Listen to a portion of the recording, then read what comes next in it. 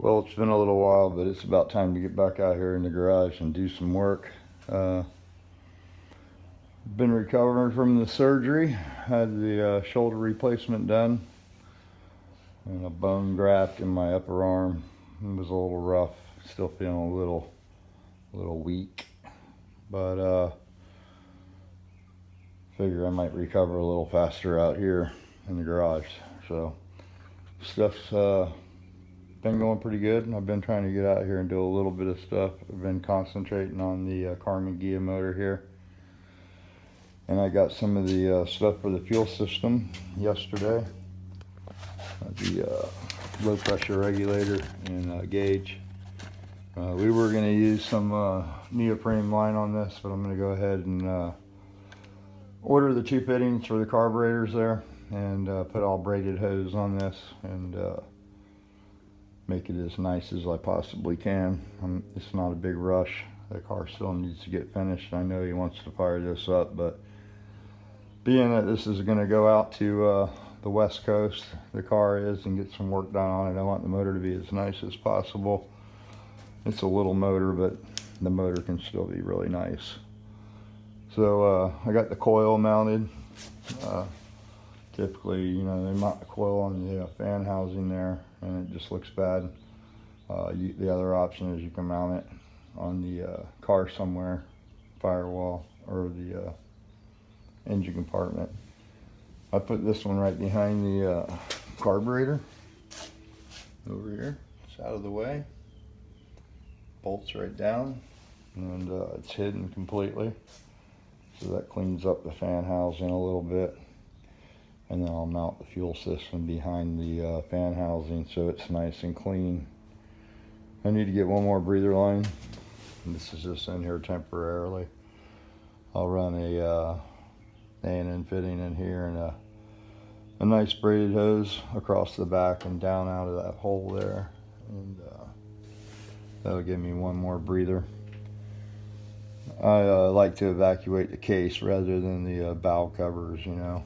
If you can relieve the pressure at the pressure point, you know, most of the pressure in the case is getting produced from the back side of the pistons, you know. And if you can get it out of the case, it doesn't get pumped down the tubes to the cylinder heads. I've had a couple of people ask me about braking oil.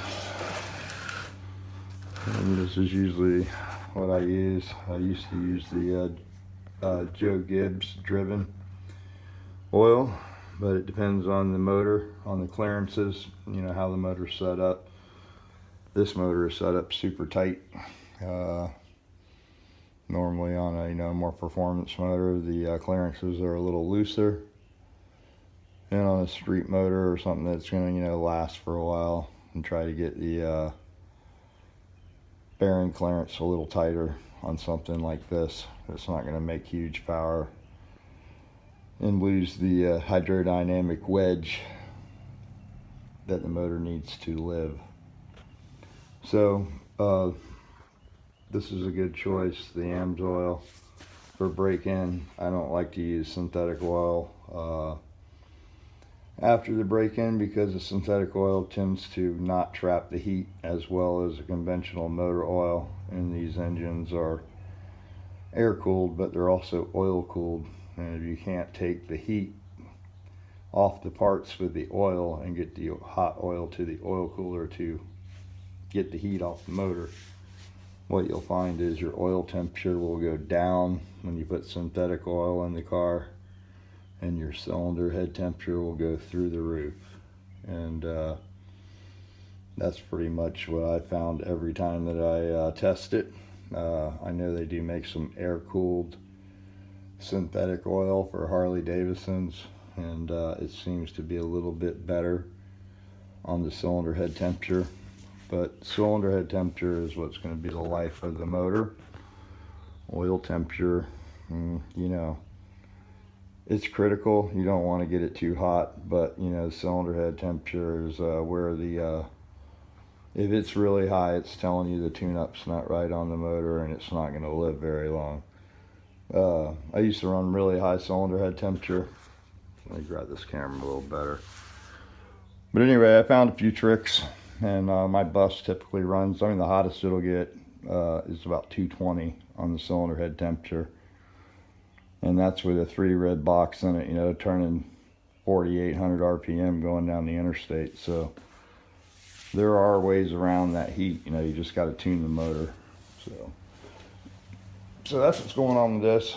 I got to order some A&N fittings for the carburetors now. I'll get those coming, and then I'll get some probably use the black hose, the nylon braided, the lighter stuff, steel braid. It's sort of old school. They have some newer hose now. It's a little bit lighter and still a really good product, and it's less susceptible to be affected by the alcohol in the fuel. So, and it'll be a much cleaner setup. Definitely less chance of leaks when you have an A&N fitting, and everything's nice and tight and there's no hose clamps. So we'll go with that. It'll look really clean, and it'll just add to the complete look of the motor.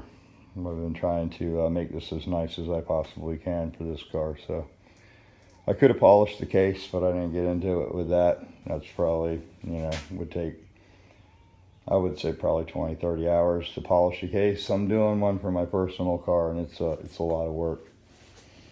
So I put this the Dragon motor together for CT. He's been talking about moving, you know, out of Florida. So I'm trying to get some of his engines done for his projects.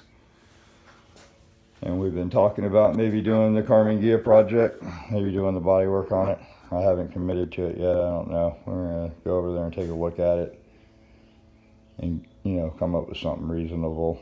And maybe I can do that project and paint the car and put the motor in it and ship it out to the West Coast to get the suspension done. I know Air Cooled wants to do the suspension on the car and help him out with that stuff. So the car's gonna go out there and get all that done. Probably some nice wheels on it, and get the stance of the car correct. And yeah, so it's a big project. Anyway, I got this Dragon motor pretty much done. I had valve job cylinder heads a while back. They've been sitting around. We talked about putting my FE motor in there, but I think this thing's a little too much for what he needs. Still need to buy some adjustable rockers for this motor, and that's another $500-600. So we're gonna go this route. The stock motor that came out of it, we put new freeze plugs in there, did cam bearings, had the block hot tanked, didn't bore it, and everything was pretty much decent, and it had been sitting around, really low mileage. So we put a set of rings in it, rod bearings, main bearings, of course the freeze plugs, the cam bearings, new timing chain, new oil pump, new pickup, new oil pump rod, double roller chain. Got a cam coming from Summit, so it'll have a little bit of rumpity rump, and should be a nice little piece. And we'll get that done, and hopefully you can get this thing fired up. A lot of people are interested in that project. I got all these transmissions laying around. I'm waiting for shims, believe it or not, some pinion shims. This transmission is ready to go together. This is the drag box. This will be going in my convertible. I just haven't had the arm strength to pick that up and set it in the gearbox yet, so maybe a couple more weeks I'll get that placed in the box. And then I'm waiting on some pinion shims for this one, and the bus box is pretty much ready to go. Same thing, I can't pick it up yet. So, but anyway, thought I'd do a little update. So that's why the videos have been sort of scarce. I'm sort of recovering. The wife's definitely kept me out of the garage for a while here. So, but starting to feel a little better now. I'm gonna try to get out here and start kicking around, getting some stuff done. And the FE motor is my next, you know, I'll get that out of here. Here's a few more items for that. I had the Edelbrock just helped me out with this one. Got the Edelbrock fuel pump, Edelbrock water pump, aluminum. Got a nice ready to run distributor, Edelbrock air cleaner, and some valve covers. We were going to do some aluminum heads on this, but parts availability is sort of tough right now, so maybe we'll work together on another project, maybe a Chevy project, I don't know. Well, that's what's going on. I just put some headlights in the Nova. I don't usually walk out in the shop, but I'll give you a look out here. This is pretty much all my stuff out here now. You got the over the face put on the Nova, it's almost complete. I got that bumper there, and I got to figure out how to get that hoisted up there and bolted down. And got the 73 in here, still needs a lot of rust repair in the back.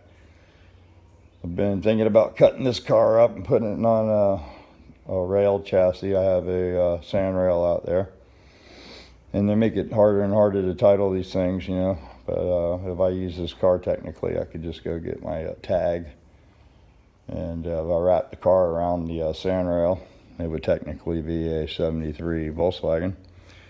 So I don't know if I want to sacrifice my car. These are getting harder and harder to get, even though it's rusty in the back. I've already fixed the outside of the car. It's just the inside that's pretty trashy.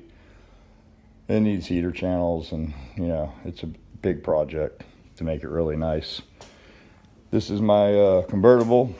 It's not too bad on the other hand. Oh, this camera is pretty zoomed in. But anyway, the biggest expense on this one's going to be the top, and then finding somebody to do it's a real issue. I did pick up a couple fenders for it, so I got 2 new fenders. I welded the bumper bracket in the back. Just putting a few patches in it and stuff, and making sure that the body's going to be able to handle some power. I got a cage for it, and I'll get all that welded in and get the final paint on it. And then, yeah, so I've been working on that.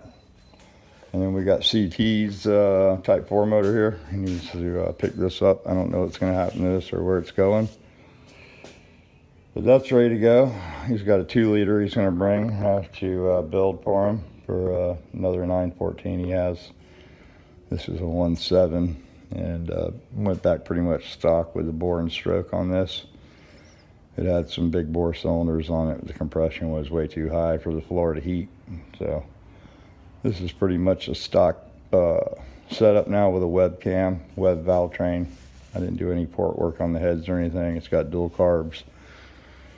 And this also is going to have a A1 exhaust on it. This is just for fire up. The Porsche exhaust is pretty elaborate, being that it's mid-engine. But that's what's going on. You got the race car in the background there. And the older I get, the rougher that thing looks, you know. I don't know if I want to really get in that and go fast. I can't believe I've been 150 in that in a quarter before. I think if it ever hit anything, I would have died. But yeah, the Ventura's back in the corner here, and it's real sad. I need a Pontiac guy to come help me with this. I can't get it running. I bought a distributor for it, and it doesn't seem to want to have any spark 'em. Got a brand new HEI from Summit or Jegs, I don't know. It didn't work out. Lost interest in it. The motor's all rebuilt, got a new tranny in it. It's just been sitting back here rotting in the Bermuda Triangle is what people call this spot of the shop back there. So I got some racks. The guy built the Type, sorry about that. The Type 3 motor for Victor. He bought me some totes and this shelving unit. I think I overloaded it. But I've been trying to get a little more organized and get some of the Volkswagen parts, you know, out of the weather and inside the building. A lot of tranny parts, speedometers, different kinds of trim pieces that are, you know, sort of hard to get. And then hard parts, cases, and fan housing, sheet metal, crankshafts, rods, all that kinds of stuff, trying to, you know, get it all in one spot.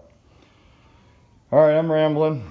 I'm going to put this video up, and thanks for watching.